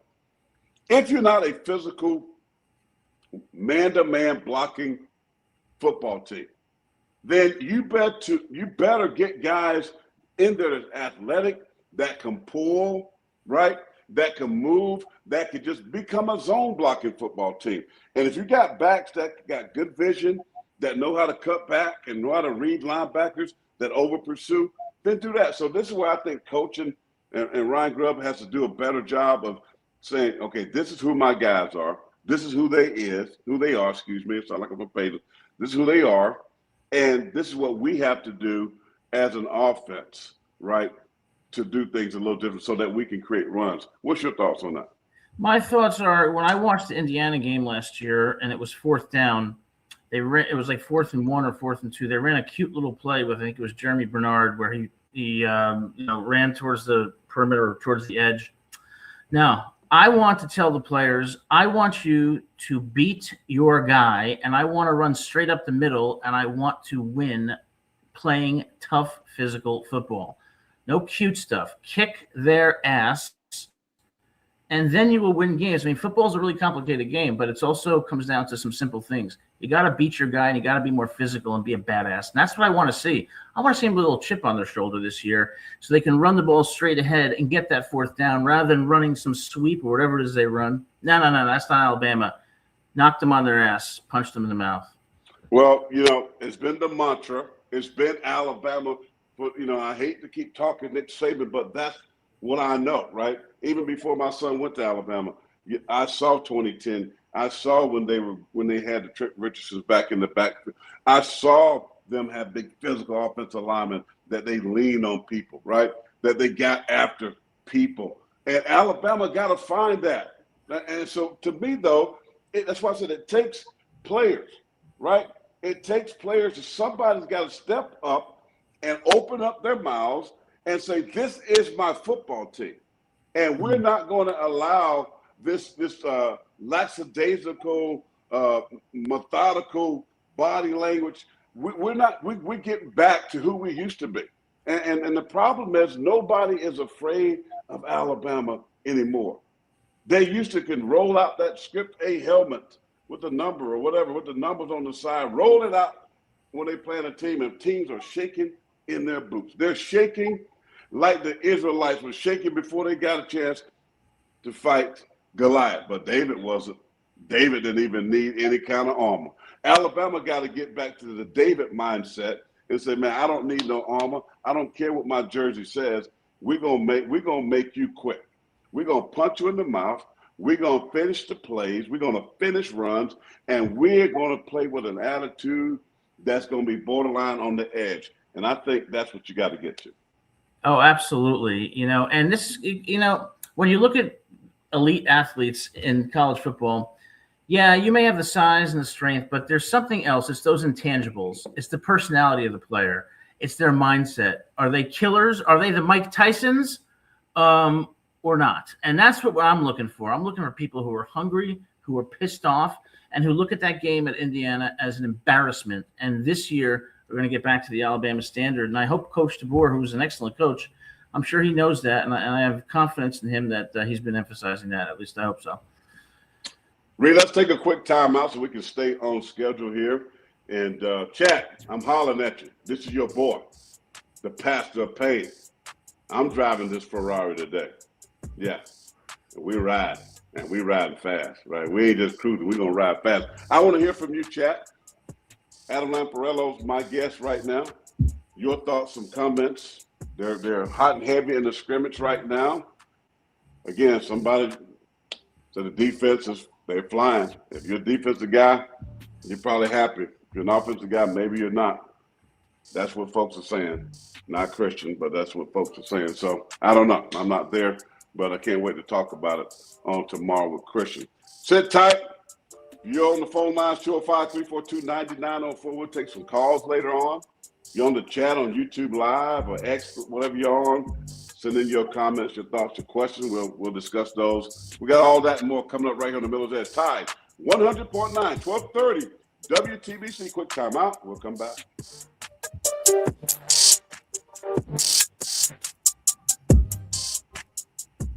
Listen for hourly local news updates from the Great stuff. Right. Good segment. Yeah. Pastor Ferrari. Yeah, I mean, I don't know. I remember when Christian played because I was at Alabama from 2018 to 20. I think I was there a senior year. Those defenses were ferocious. And now it seems like why have we lost that physicality? I'm not so sure about that, but let's hope we get it back. Yeah, I don't know, man. I hope they. I mean, I really do. I come real, and I hope Alabama, because college football is better when Alabama's up there near the top. So it's. I hope they can get it back. I mean, but it's kind of like after what happened, if Indiana could win a national championship. Well, a lot of players transferring from James Madison with 3-star players on their roster. Why can't Alabama get back? That's loaded with talent. So that's a fair question. Yeah. Right? That's a fair question. And you know football a lot better than me. So, I mean, I was under the impression that Indiana did not have more talented players. I mean, how is it that these 3-star players can beat an Ohio State and a Miami? Well, I think it came down to physicality. They were just so damn tough. And I know I keep saying it, but that I think is the key. Maybe we should get Bill Parcells to give a speech to the team because he's my all-time favorite coach. He'll straighten them out. I meant to ask Christian what guest speakers have they had? Yeah. But I think I worry. I don't necessarily say I worry, but I sometimes I'm concerned the culture has changed a bit, and that makes me like how they played on the field. Kind of, I thought reflected a culture that was more lax. I mean, Saban was old school. That's why I loved him. He was old school. He did things his way. You did it up to a standard, or you were out. I mean, that's tough, but guess what? That weeds out and brings the toughest badasses on the. I'm not sure if we have that culture. I hope we do. Yeah, wow. Listen, it's scrimmage number 1, and I really can't wait to hear what my son has to say. He may not say it on there, but he tell me the real, you know what I mean? So I can't wait. if they got a chance, and we're gonna know. We're not saying things directly ever on the show because we respect the program always. But when I see it though, when I see it in the game, I'm gonna say for real because everybody's seeing what I'm seeing. You know what I mean? Well, not everybody, but I'm not afraid to say it. Put it that way. Yeah, I mean, I love Alabama. A tremendous respect for everyone, but I think that they're capable of more than they showed last year, and we'll see. But I have a sense that they know this and that they're hungry, and there's something to be said about kind of the silence that's been coming from Alabama. You don't hear a lot of hype. You don't hear a lot of talk from the coaches. Let's see. We may be surprised.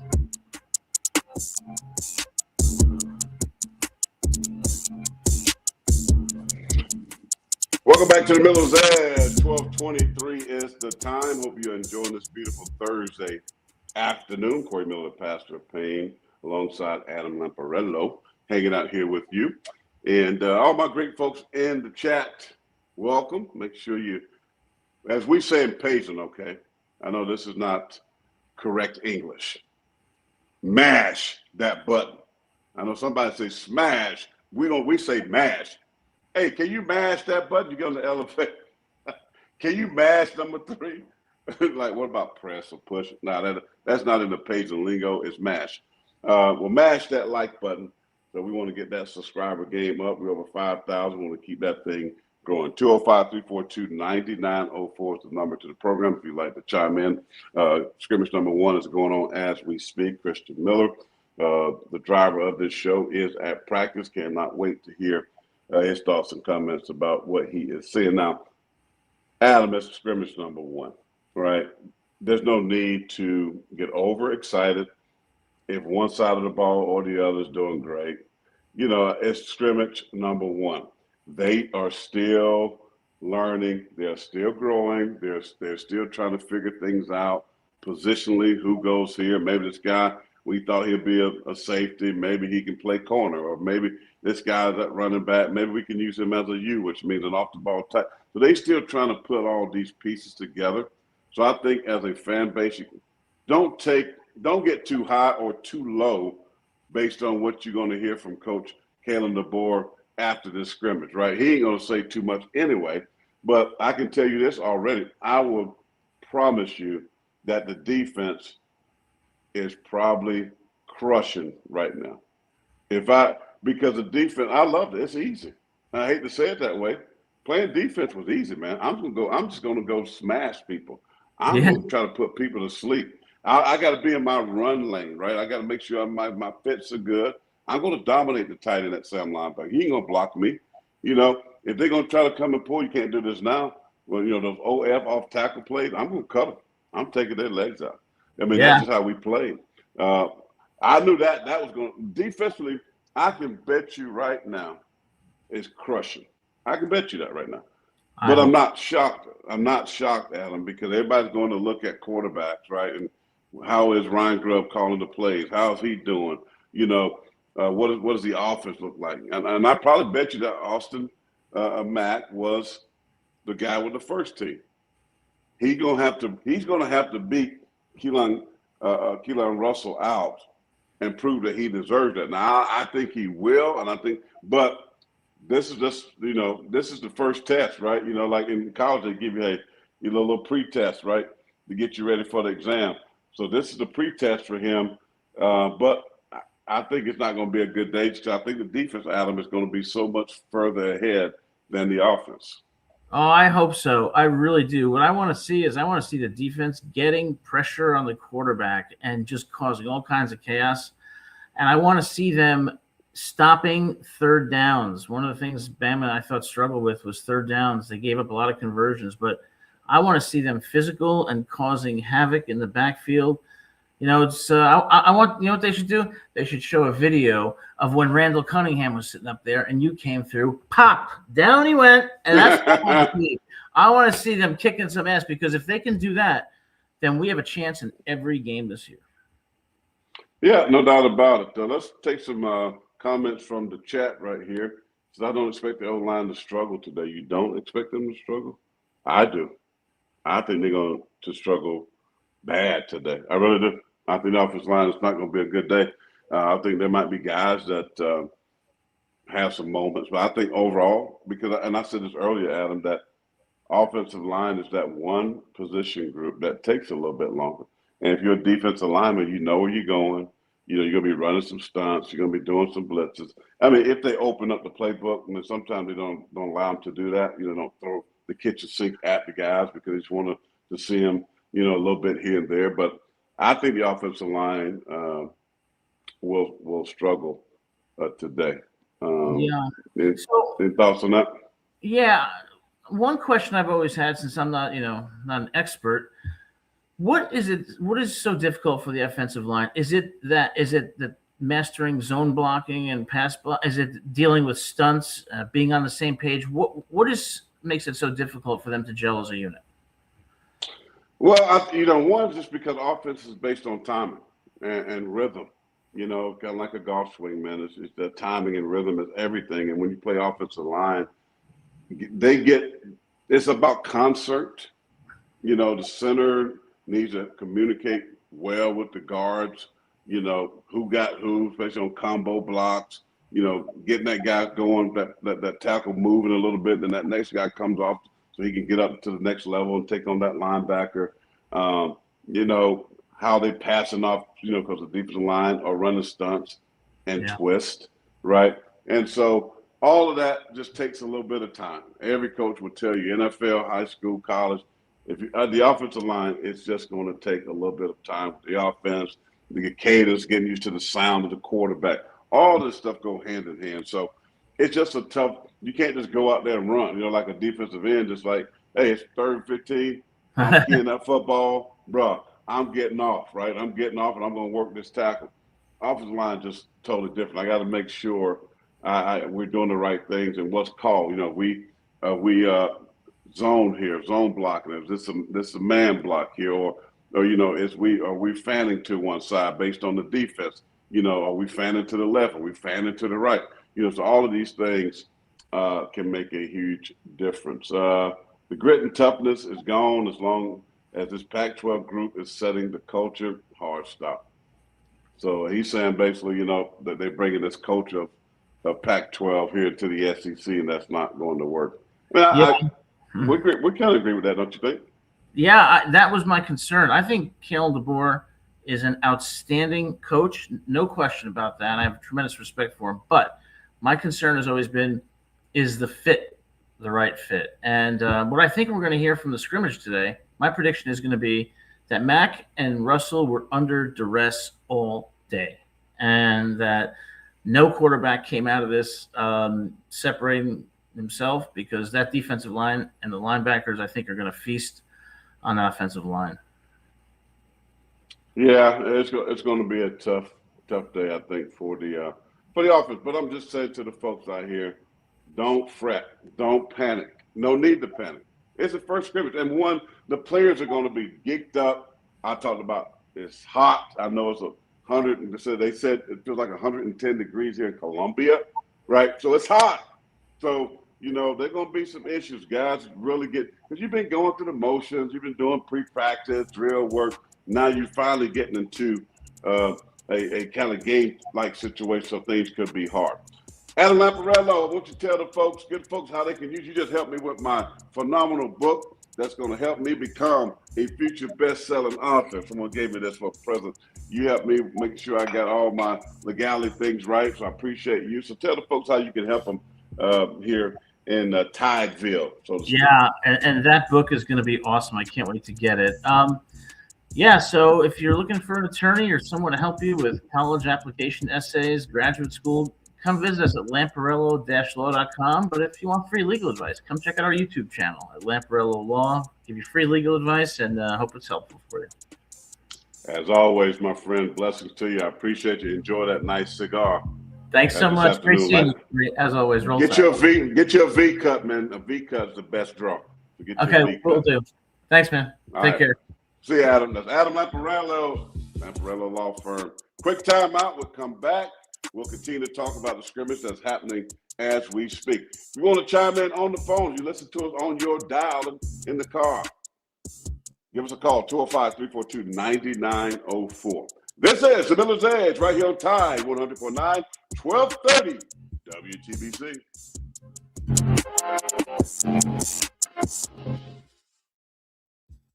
Hi, this is Gene Poole. And I'm John Poole of Hudson Poole Fine Jewelers.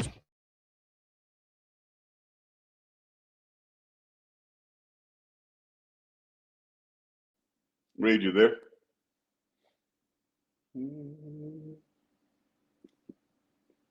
I can't hear Reed.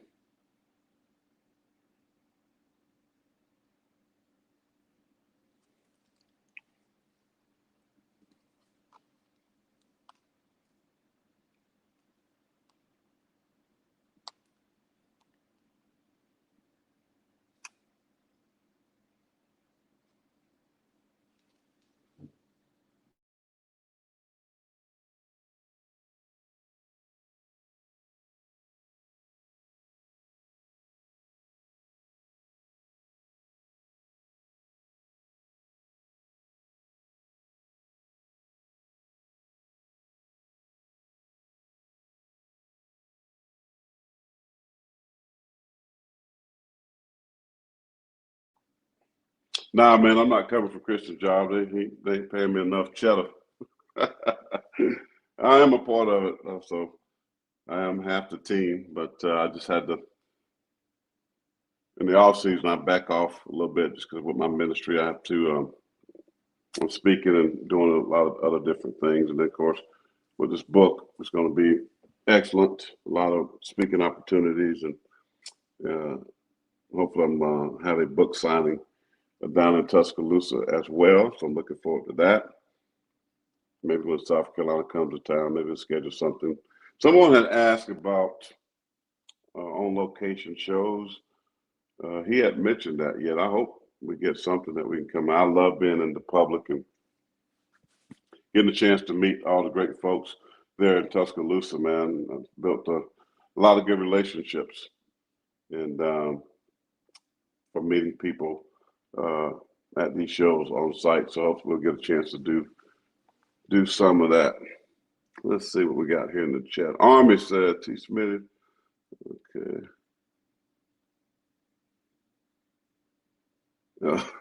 Yeah, man, I'd love for you to be here, man. Maybe you can catch me. I cut up a lot, but when it comes to the Word of God and preaching, I'm very serious.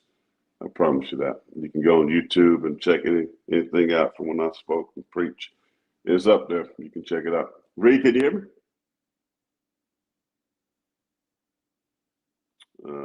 Let's see. So once I agree on the V cut. Yeah, man, I just love a V cut. And cigars just kind of, I got my vice. If I got one thing, I'm not a drinker, partier, of course I don't do that, but I will have a glass of wine every now and then. I don't think anything wrong with having, in moderation, a couple of drinks or a couple of glasses of wine. I know some people are very legalistic when it comes to that, but I'm not. But you have to do things based on your own conviction. And welcome back to the Miller's Edge, right here on the Tide 100.9, 1230 WTBC. Corey Miller, the pastor, Payne, rocking and rolling with my man Reed behind the glass. Reed, what kind of hair gel you use? Because I like it, man. I might have to get me some. Well, it's funny you mentioned that, Corey, because I was talking to a friend of mine yesterday I was looking back, about 3 or 4 years ago of what my hair looked like then, and it was a lot better than it was now. Growing up, I had really flat hair, and so I used gel so much that it just naturally turned into this. Well, that's good, man. I was going to call you Pat Riley. Pat Riley had that nice gel, man, slick back look. Pat Riley was the dude, man. He was a dude. So I like it. I don't have any hair. I'm actually going to go to the barbershop in a little bit and get this thing trimmed up, looking nice, and get that little buzzer on my head. I love when they put the warm towels because I get a straight razor and they put that little buff on there that like a spit shine, man. Your boy be looking tight, man. Your boy, come on. You spit in your hand, but it pop, pop, pop. Yeah. Corey, I was going to say, I was looking through the chat, and there was a question that Smitty asked earlier that I'm kind of curious on your answer. He said, question, gentlemen, do you guys believe a sneaky benefit of Alabama being young and those young guys are hungry and looking to take spots? I like that. I like that, Smitty. Listen, I think it boils down to the right kind of guy, right? I mean, young, yes, but are they hungry? Are they motivated? To go out there and take a job. And youth can be a good thing when you're young and when you got the right mindset. I think it could definitely help you because a lot of times young guys don't really get to that thinking, right? They just go out and play, right? Coaches to tell you, hey, man, don't worry about making a mistake. Just go knock somebody out. Get to the football. Make a play. And I think that when you got that mentality, that helps. I wish and I hope to get to know some of these guys. I will be in Tuscaloosa numerous times during the course of the football season. Normally I get a chance to meet guys. It was better when Jamie was here because Jamie was Christian's neighbor, and guys would come by the house. I was able to talk to guys and build relationships there. That was always cool. But I know he's at Stanford right now. But yeah, I think being young can make a difference. But I'm old school. I love read. I love experience. And I think, and I said this earlier, Indiana won the Natty last year with a roster of 3 stars that transferred from James Madison U. Alabama's been stockpiling 5 and 4 stars for decades. Shouldn't it be easier for them to get back in that Natty lane and win another one? If Indiana, who have done nothing, okay, if Indiana can win a national championship and run through the Big Ten like diarrhea, and run through the college football playoff teams, the Oregons, the Alabama Blue Bloods, right? They did that. They did a thing. If Indiana can do this, isn't this somewhat likely that Alabama can get back in that conversation a lot faster? I think so. I think about, and I was going to ask you this as kind of like a follow-up, at least regarding those starting positions is, all right, would you say that both effort and hunger, right, for a starting spot, do you think that topples experience, or does experience topple hunger and effort? I think experience topples. It just does, man. I mean, okay. I every program that I've been around, and I'm going to talk about the pros, because when you had an experienced football team, right, and then they draft younger guy that's probably better, right, more talented, they're not going to play right away. Like the quarterback position. There's quarterbacks that got drafted that was more talented than the incumbent, but they weren't going to play because the guy had game time experience. When you're young, man, you just don't know. I mean, Gary Reeves is our linebacker, and Christian talks about this with just a Luke Kuechly, who just got put in the Pro Football Hall of Fame, how smart he was. Like, Gary Reeves was my Luke Kuechly with the Giants. The guy knew everything. He could anticipate play. Now, if you go watch practice and you saw Gary Reeves do drills and you saw me doing drills, it wasn't even close when it came to, ability and talent. But on the football field, he was a coach. And because he anticipated plays, it made him play the game so much faster. And he was telling everybody else, check this, toss sweep coming, or they motion, or they the tight end change, or whatever. He was able to let all these things out, and he will beat guys to the spots. And so that's experience. And so when you got guys that can play and know the game to that level, man, you're gonna be a much better football team. I hope that makes sense to you. Yeah, I think I know what you mean. It's kind of also like just not only experience, but on top of that, like IQ of the game, just knowing and having, which kind of relays into that experience part of just having those reps so you understand, okay, if I do make a mistake here, I can fix it, right? And so you just continue to build on that. And that's how Luke Kuechly was just so beyond his years, is because he just strictly was in the lab looking at film and just knew it even before. Like, it's so crazy to look at back now to see how he would call out the play before it even happened, Yeah, I mean, and that's, and I always allude to this point, right? Watching film is so critical for an athlete, because knowing what to do and having that ability to anticipate is key to becoming a great football player. And I always equate when I'm working with my men at church or my men's groups about why you have to read the Bible, why you can't just go to church on Sunday and then go home and think your life's going to change Monday through Saturday if you're not reading the Bible, if you're not watching the game film, if you don't understand the tape, so to speak, the tape of life. How you expect to have great success in life if you don't understand the tape, right? Same concept. Like, guys got to know what to do. And so that's why experienced teams win, right? I look at, here's another great example, Reed. The University of South Carolina Gamecock women's basketball team, extremely talented last year, right? Beat UConn, got to the national championship, and they took on a team by the name of UCLA. 6 seniors that have been around for a long time in that program. They ran through South Carolina like diarrhea, right? They beat the mess out of them. I don't know if you watched that game. And it wasn't because they were more talented. It's because they had this great experience. These girls, young ladies that has been around this program and has done so many great things. And so that's why experience matters greatly. Now, Alabama is very young and very talented, but guys like Ryan Williams, Bray Hubbard, guys that have been around this program, Keon Saab, these guys got to step up. Who's the leader on the offensive line? Who's the leader on that defensive line? These guys got to step up, man, and open up their mouths and also lead by example. Like, they got to find these guys. And when I looked at Alabama last 2 years, I just saw guys that it seemed as though, Reed, that the game didn't matter, right? Like, they had guys before, the Reuben Fosters of the world, the Ronnie Harrison of the world, that they had these dudes, Quentin Williams, and these guys got mad.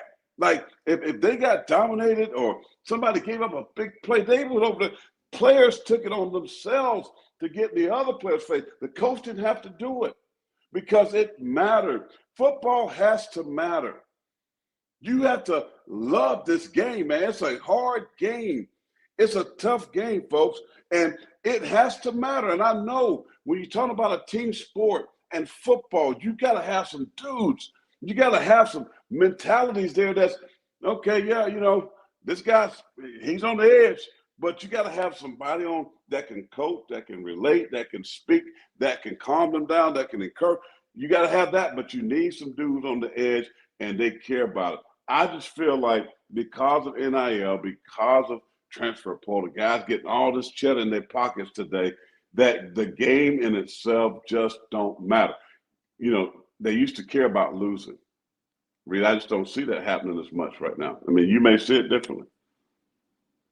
Yeah, no, I can fully understand where you're coming from. And to go back to your point about the youthfulness of this team too, right? Like, I know Christian talks about it a good bit, especially on the offensive line. One of our groups that I feel like was lacking, especially last season, for a guy like Michael Carroll to more than likely be the leader on the offensive line. And he's only a true sophomore. I kind of find that a little bit concerning in that sense. Like, kind of like to your point, you want to have, of course, you want to have experience in those seniors, right? But with this season coming up, a lot of our guys are returning, but they're returning as, freshmen, sophomores, right? So I think I'm getting to your point where you were saying, do you think then with a lot of this youthfulness of this team, like I said, the Michael Carroll, true sophomore, being a leader on this offensive line, do you think that could be one of Alabama's biggest weaknesses this season? I do. I think you're spot on with that, Reed. I think it is. I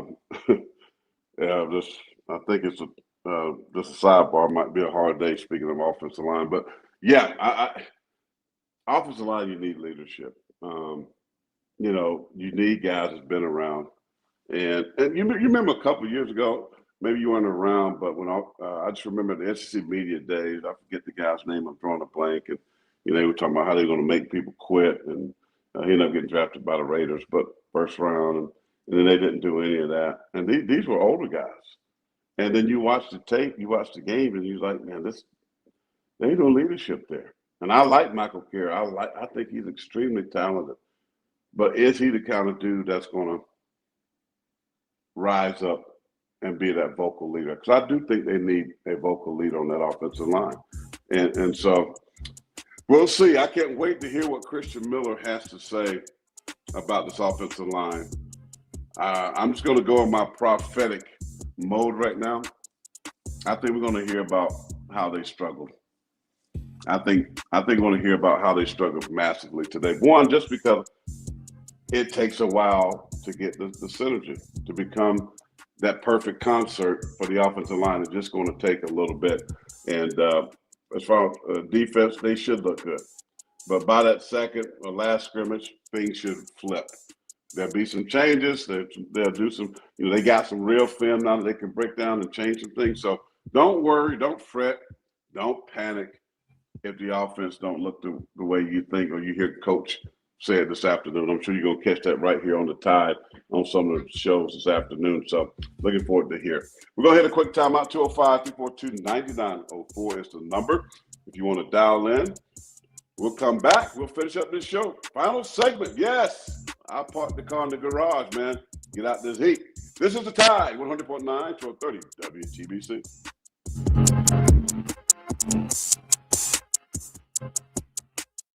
Do you have cracks or potholes that are dragging?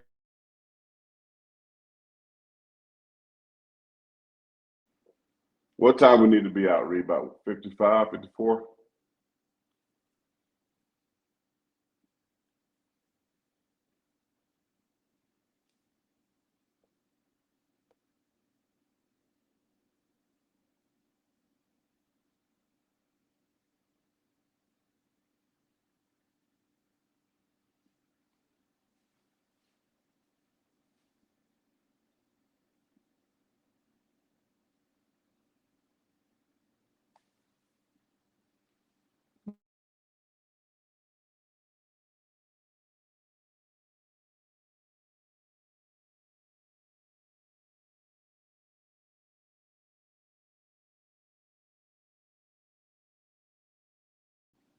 Miss Crystal, what is PhDC? Is that like a highly academic doctorate or something?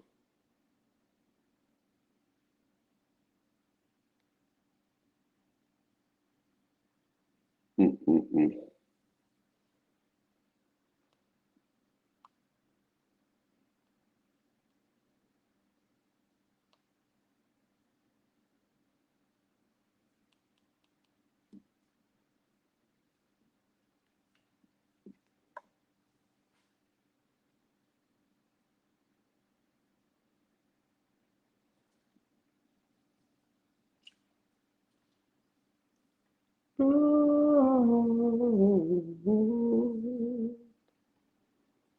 LOL.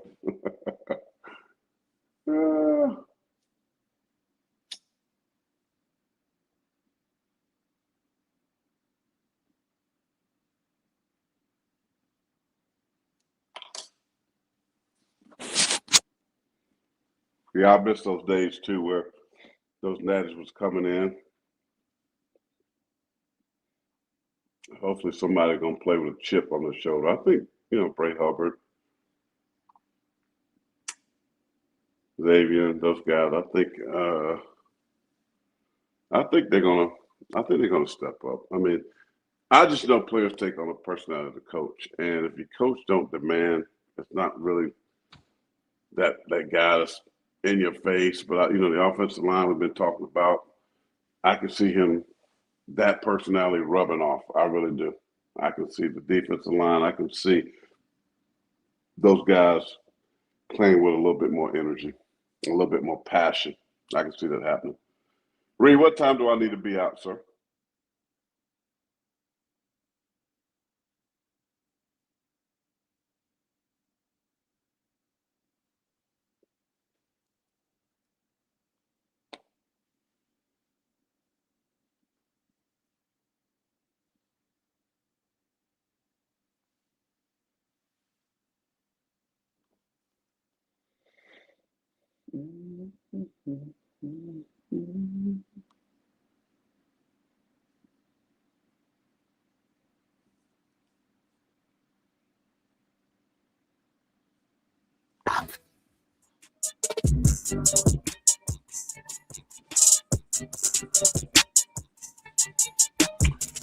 One last segment here on the Miller's Edge. Tide 100.9, 1230. WTBC, Corey Miller, the pastor of pain, hanging out here with you on the program today. Christian Miller is at the scrimmage number 1. As we are speaking, chat asked, is DeBoer speaking today? I'm not sure, but normally they have some type of somebody's probably going to speak. There should be some comments from somewhere. I don't know. Reed, do you know if DeBoer's speaking after practice? I was going to say, yeah. I think I believe right after the scrimmage, because me and Christian were talking about it yesterday. We didn't know whether he spoke yesterday, and so I'm going to assume after the scrimmage today. And so, yeah, Corey, we'll probably get out around here around 12:58. 12:58. That gives us 5 minutes before we get up out of here. Well, you know, Reed, I'm looking forward to see what he has to say. Now, if it was bad, you're not going to hear that. But there are people there witnessing this scrimmage now. You know, but they may not. And I'm sure you're going to see a video of something somewhere. Something's going to come up. You know it's going to happen. You know somebody's going to get on their platform and say something. So you're going to know something, right? But I don't expect Kalen DeBoer to be overly critical of any group. Regardless of what the situation is, I think they're just going to be excited that they have some film, 1-on-1, 11-on-11, I should say, of this team that they can now go into the film room, that they can teach, right? They got teaching tape that they can help. I would say the next scrimmage is the most important scrimmage. Okay. I mean, I'm going to say scrimmage. Number 1 scrimmage don't really move me too much, good or bad, right? That second scrimmage tells me a lot because now you're getting closer to the season and you don't have much of that camp mindset anymore. You got to start figuring out, well, who's going to be my starting guard, right? Who's going to be my starting edge? Who's going to do this or that? Who's going to be my starting quarterback so I can start game planning? So that second scrimmage to me is going to tell everything, Reed, where this football team is. And the fact that I keep saying this a lot, but the offense is just not going to be good today. It's just not going to happen. And I can say that with confidence that the offense, the quarterback, I bet, and I hope he says that, but it's because it just takes a little bit more time. Every scrimmage that I've covered, every one that I've played in, the defense always first scrimmage dominates. Point blank.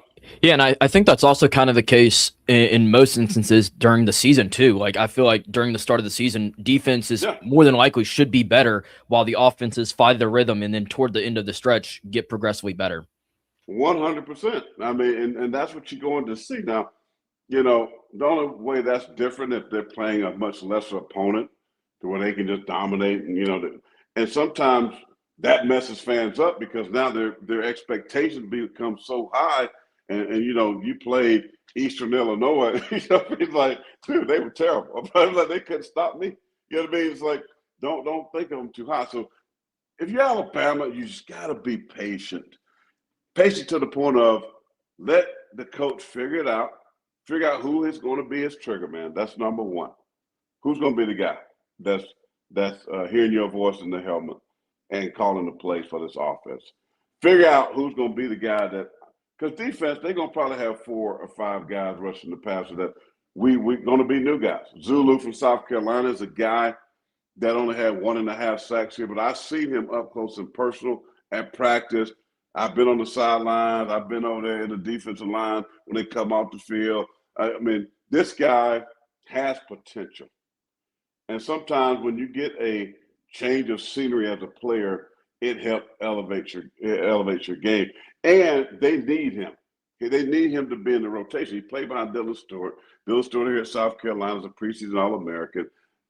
I don't think Dylan Stewart is that like what people think. They're talking about his potential. Now, he hasn't played like it, in my opinion, but he got crazy talent. So Zulu could be a good player. You know, Pierre's a good player. I mean, so that second scrimmage stuff. Now, I'll wait to hear what Christian's going to tell me after the show. When he calls, he's going to call. We're going to talk. You know, he going to tell me the real, right? He ain't going to tell you the real, just because I understand why he can't. I mean, he's on the network and all that good stuff. So you got to respect that. But when he talks, and you can believe what he says, and he knows how to say it in a way that he's not giving it away. But if you're smart, like I know our chat, you're very smart people. You can read in the tea leaves. All right, let's see what couple chat before we get out here. Alabama Post said it right. Let me put it up there on the screen. Let me put it up there. If you haven't hit that like, hit it. Mash it. Let's talk some pace and mash that button, will you? We love to get this number up to 10,000 during the season, right? We're going to grow this thing. We got a lot of good stuff, a lot of good film breakdown. You know, I'm a roll when I see the team play live against other teams. That's where I'm going to be at my best. But prepare to have the pastor on here a lot more often. And we're going to have a good time. We're also going to do some secondary YouTube live. So we're going to break down some things after the game like we used to do. I love enjoying that. So real time, real breakdown. So we got all that coming for you. Reed, I appreciate you, brother, putting up with the old man, the old school. No, absolutely, man. You did great. Thank you, brother. Christian thought I was going to come in here driving like I'm driving an old Pinto or my old Maverick like I used to have. My Grand Torino. That's a Maserati. I got one of them in the garage. Don't tell nobody I do. I got a drop top Mazda in my garage. Reed, don't tell nobody, though. Don't tell nobody. But we do that. That's how we roll. God bless you all, man. Thank you for being patient with an old school dude like me to pass the pain. This has been the Miller's Edge, Tide 100.9, 1230 WTBC. Can't wait to talk to Christian Miller tomorrow as we'll break down Scrimmage number 1. Until then, may the Lord bless you, heaven keep you, and smile on you. We'll see you then.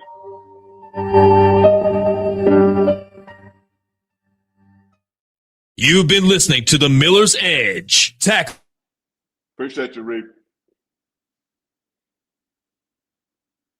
All right, chat. You've been a blessing. Thank you. I'll see you tomorrow and on a free for all Friday. Free for all Friday. I can get that word out. Appreciate y'all. Questions, comments, thoughts. You always keep it fun. You keep it real. That's what we do. But I'll be a part of the show more regulars for sure when the season starts. So at least 3 to 4 days a week, you'll see me on here unless I got some kind of speaking engagement or book signing. You know, but we're going to work around that, getting the studio set up. I'm looking forward to it. I love Alabama. I know y'all think I don't, but I do. I'm a huge Tide fan, and I wish nothing but the best for them. And but we're going to keep it real. We tell it like we say. That's what family do, right?